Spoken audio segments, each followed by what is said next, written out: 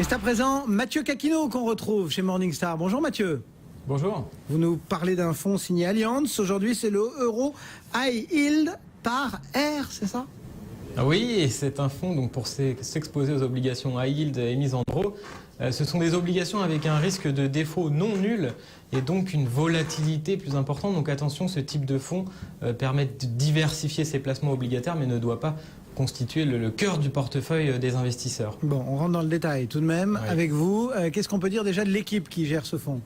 Alors le gérant Alexandre Caminade a 19 ans d'expérience. Il gère le fonds depuis 10 ans. C'est un track record bien plus long que la moyenne de ses concurrents. L'équipe d'analystes qui l'entoure a été considérablement élargie ces dernières années avec le recrutement de 6 nouvelles personnes. Un gérant expérimenté aussi a été recruté l'année dernière pour épauler Alexandre Caminade.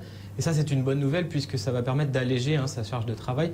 Ce qu'on apprécie dans cette équipe, c'est le fait que aussi la rémunération variable du gérant et des analystes prennent partiellement en compte la performance sur 3 ans des fonds gérés. Ça favorise l'alignement de leurs intérêts sur ceux des investisseurs.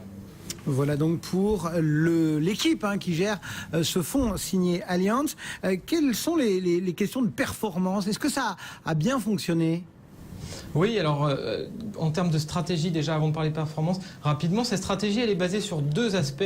Le premier, c'est la sélection des émetteurs, donc des sociétés, à la fois sur la base de leur valorisation et de leur qualité fondamentale. Et puis une deuxième partie de la stratégie qui est une gestion assez flexible du bêta du portefeuille, c'est-à-dire de son niveau d'exposition au marché. C'est une approche qui laisse une grande latitude aux gérants. C'est pas sans risque, on l'a vu en 2011 par exemple.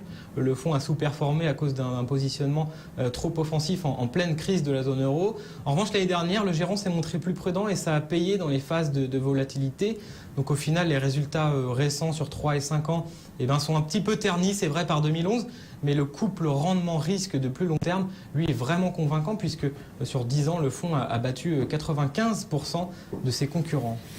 Au final, une fois que vous avez pesé, sous-pesé ce fonds, Mathieu, qu'est-ce que vous nous proposez comme note sur ce fonds signé Allianz? Oui, donc c'est vrai que si on peut résumer en quelques mots ce fonds, on a une approche qui a fait ses preuves sur le long terme, des frais aussi qu'il faut mentionner qui sont raisonnables, qui jouent en la faveur de ce fonds. Juste, on a un petit bémol quand même sur la taille conséquente des encours gérés par l'équipe, autour de 2 milliards d'euros sur cette classe d'actifs, dont la liquidité peut s'assécher rapidement en fonction de l'appétit au risque. Donc, vigilance sur ce point-là. Mais sinon, on reste, nous, convaincus à ce stade de la qualité de ce fonds qui a reçu la note bronze par notre équipe de recherche. Merci beaucoup. Mathieu Caquino, donc, qui nous répondait depuis Morningstar sur ce fonds signé Allianz. Merci beaucoup, Mathieu. Le CAC 40, lui, reste pour le moment très, très hésitant. Début de semaine un petit peu timide du côté du marché parisien. 5243 points, plus 0,05% pour l'indice.